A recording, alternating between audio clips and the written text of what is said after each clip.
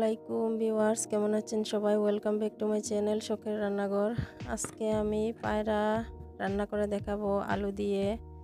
এখানে আমি পায়রার মাংস নিছি আর কিছু মশলা নিছি, তারপর কিউব করে কাটা কিছু আলু নিয়ে নিছি, পেঁয়াজ কুচি, কাঁচা লঙ্কা, তারপর আদা, সব কিছু একসাথে নিয়ে নিছি। ওইগুলো আমি একসাথে ব্লেন্ড করে নেব।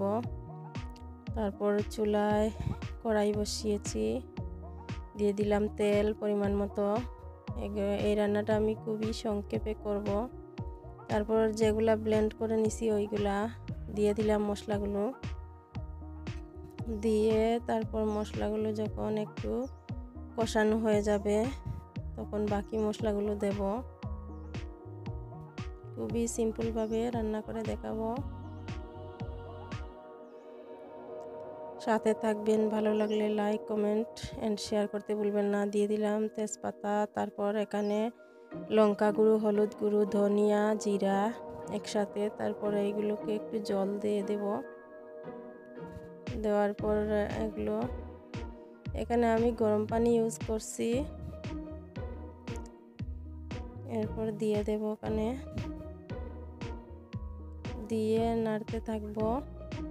এরপর আমার মশলা কষানো হয়ে গেছে, দিয়ে দিলাম মাংসগুলো, দিয়ে আবারও নেড়ে চেড়ে নেব। ওই পায়রাটা ছোট ছিল, ছোট একটা পায়রা।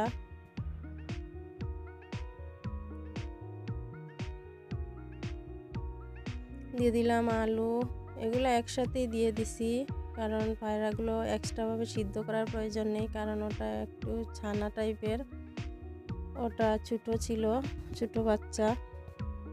দিয়ে দিলাম পরিমাণ মতো লবণ, দিয়ে আবারও নেড়ে চেড়ে মিশিয়ে নিচ্ছি।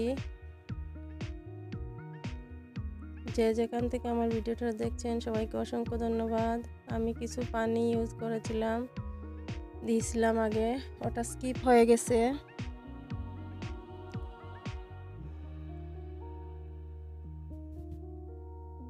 এরপর গরম পানি আবার দিয়ে দেব পরিমাণ মতো, দিয়ে ঢাকনা দিয়ে ঢেকে নেব। আর আমি আলাদাভাবে ধনিয়া পাতা আর কিছু স্প্রিং অনিয়ন কেটে রেখেছিলাম, ওইগুলোও আমি ইউজ করব।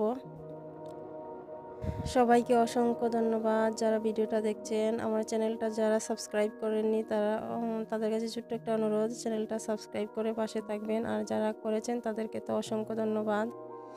দিয়ে দিলাম এলাচ, 3-4টা এলাচ, তারপর ধনেপাতা আর স্প্রিং অনিয়ন একসাথেই কেটে রেখেছিলাম, ওইগুলো দেব। ওগুলো দেওয়ায় স্বাদটা অনেক গুণ বেড়ে গিয়েছিল। আর লাস্ট পর্যায়ে আমি দিয়ে দেব কিছু মিট মশলা। সবার জন্য অনেক অনেক দোয়া আর ভালোবাসা রইল। সবাই এভাবে আমার পাশে থাকবে, যেভাবে প্রত্যেকটা সময় আমাকে যতটা সাপোর্ট করেছেন, আশা করি আগামী দিনেও সাপোর্ট পাবো। ভালো থাকবেন। আমার রান্নাটা হয়ে গেছে, সুস্থ থাকবেন। সবার জন্য দোয়া আর শুভকামনা রইল। আল্লাহ হাফিজ।